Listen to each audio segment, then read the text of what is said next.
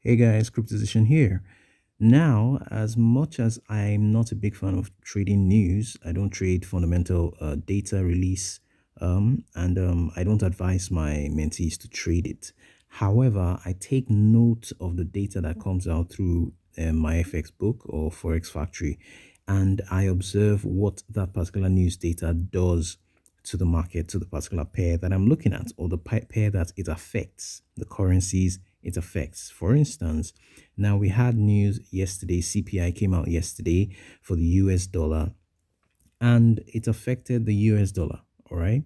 Now, every single pair that is paired, or every single currency that is paired with the US dollar, is going to be impacted by the data that comes out, especially when you talk about CPI and NFP and so on and so forth. Okay, so now CPI came out yesterday and price spiked up here. We're looking at the 15-minute time frame right here. It spiked up, tapped this point, and started to come down. Now, where did it go? Where did it tap? Now, remember, we took a trade yesterday in the morning London session, and we took a buy from this point right here, and we took our profit at this level here, just at that resistance. Now, I explained why I took my profit at that point, because I knew that there was a 15-minute fair value gap, bearish fair value gap right there.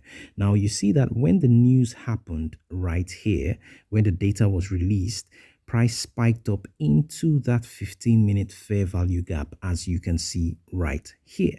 So as it tapped that 15-minute fair value gap, the next thing we saw was continuous downside, breaking structure to the downside again and creating a new low, which means that sometimes you just have to wait for price to get to your key level and then you trade from there. And the whole point of this is to tell you that news data doesn't really change what technical analysis or market structure is doing per se. It's not technical against fundamental. No, there's no such thing. In fact, I believe that fundamentals work hand in hand with the technicals to achieve the things that you are predicting based on your analysis. All right, now we saw a 15-minute time frame bearish fair value gap, and the news came and drove price to that point, and it triggered the downtrend, or a more downward move.